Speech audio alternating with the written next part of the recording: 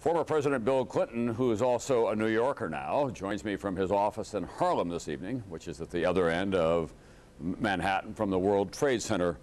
Mr. President, thank you very much for being with us tonight. You were in Australia when all this happened. It was late at night, I presume, when you got the word. How did you receive the news that there had been a terrorist attack on the World Trade Center and then the Pentagon? Tom, right after the first plane hit, my friend Bruce Lindsay, who was in New York, called me and was on the phone with me looking at the second plane hit the World Trade Center. So I heard about it live, if you will, on the telephone, and then I turned the television on and tried to find my wife, and eventually I got her, and we talked several times. I stayed up all night long. I was concerned about my daughter, and she was in New York in Lower Manhattan when the events occurred. And obviously I kept up with it on television and talked to people as I could find them through the night. You were brought back on a military plane. Was the Secret Service worried about your security, that you might have been a target? I don't know. The Bush administration was kind enough to give me a plane. I thought I should be back in America and back in New York. And they provided me a plane, so I flew from Australia to Guam and then on to the United States. And I was glad to be back home with our people here and to do what I could to encourage people in the recovery efforts. You had your own experiences with Osama bin Laden. He attacked the embassies in Kenya and Tanzania. Many people are looking back now and say we simply didn't do enough. We launched 2 missile strikes against a target in Sudan and one in Afghanistan. We missed him. In retrospect, should there have been a higher level of attack, a war, if you will, against terrorism at that time? Well, we did what we thought we could. Actually, we had quite good intelligence that he and his top lieutenants would be in his training camp. So I ordered the cruise missile attacks, and we didn't tell anybody, including the Pakistanis whose airspace we had to travel over, until the last minute. And unfortunately, we missed them, apparently not by very long. We killed a number of terrorists, destroyed the camp, but we didn't get him or his top lieutenants. And I made it clear that we should take all necessary action to try to apprehend him and get him. We never had another chance where the intelligence was as reliable to justify military action. He's very elusive. He spends the night in different places, often stays in caves. There were times when he tried to hide among a lot of women and children. It was a tough nut to crack, but the world has changed now.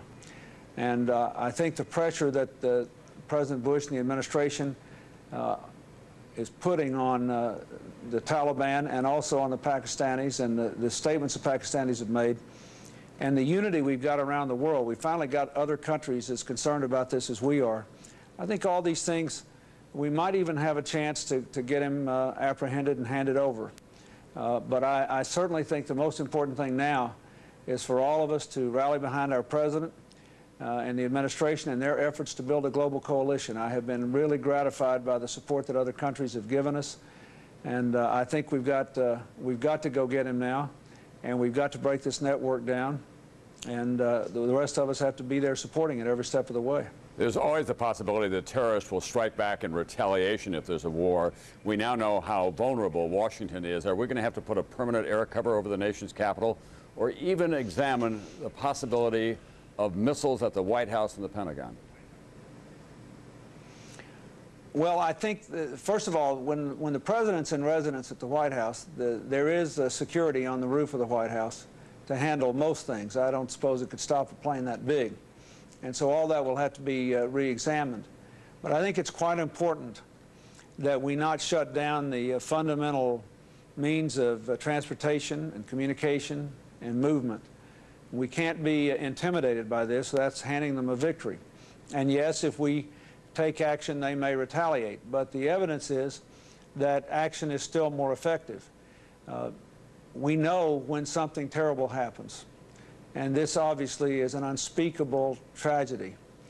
But we also, after the Africa embassy bombings, took down several bin Laden cells in several countries and prevented planned terrorist attacks in the United States and the Middle East over the millennium that included blowing up planes going out of LA airport, hijacking a plane. There was even an attempt to, a plan to assassinate the Pope, a plan to blow up a Christian religious site in the Middle East. So we have been successful in stopping a number of these things, and it doesn't hurt. You have to be strong, and if you're afraid of retaliation and you don't do anything, then all you have are your defenses, and defense is not enough. As we saw here last week, all the things we stopped still don't count for much in the end if 5,000 people lay dead, 5,000 Americans and people from 40 other countries, totally innocent civilians. So we have to have offense as well as defense. This incident has brought a lot of people back together, including you and Vice President Al Gore. You spent the night together and then went down to Washington. Is that the first time that you talked at length? Well, it was the longest conversation we had. He was stranded in Austria, and so he flew to Canada, and he was driving all the way from Canada to Washington, and he called me. I told him to come stay with me, and we'd fly down the next day to the memorial service. And we spent 2.5 hours talking about this, about all the things we've done over the last several years to try to get bin Laden and his network and to try to combat terrorism generally, to increase the defenses of the United States.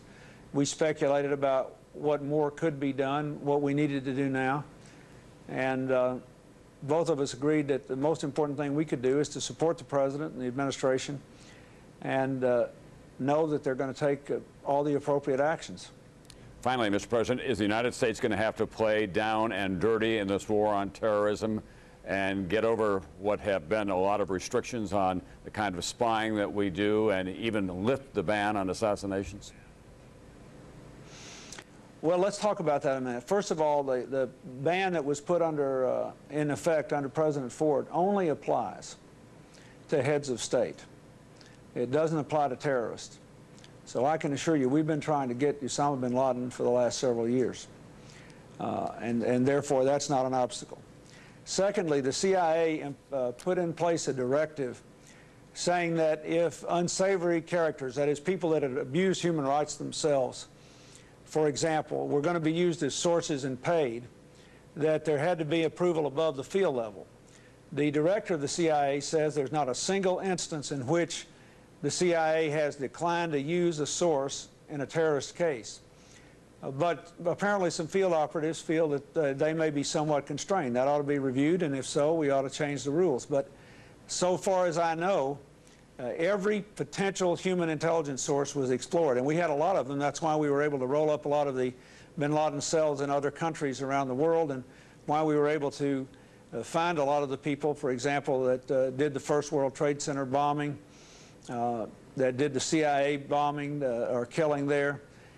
So we have had some success with human intelligence. We need more of it. We need to do whatever is necessary.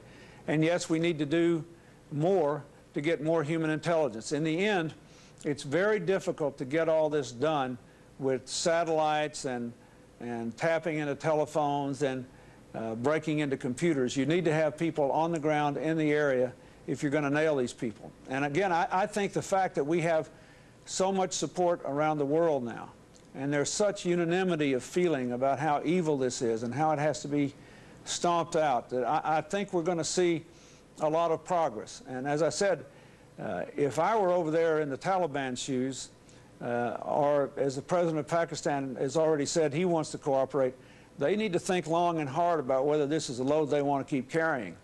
The best thing for them to do is to give him up. They'd save a lot of lives and enable us to continue our long-term war against terrorism. Getting Osama bin Laden is the beginning, not the end of this process. There's still a network there. There's still money to be found. There's still computer networks to be cracked. There's still other terrorists out there. But it's an important first step. And I strongly support what President Bush said about holding countries who harbor him accountable. And I think we're going to see some real progress here. We just have to continue to stay united as a country. This has got to be beyond any sort of division. We have to speak with one voice. We have to be determined. We have to remember the people. Hillary and I saw the day before yesterday, we were taking a walk in the park, and a woman came up to us who's still looking for her husband. She was with her 4 sisters-in-law, and they think they've lost a fireman. I met a man last night at a Rosh Hashanah service in my hometown who, along with another person, carried a disabled person down 84 floors in the World Trade Center. The plane hit one floor above him, and they all made it to safety. Those are the kind of Americans that make us all proud of our country and know that we have to see this fight through to the end. Mr. President, thank you very much for being with us tonight. Welcome home. Thank you, Tony.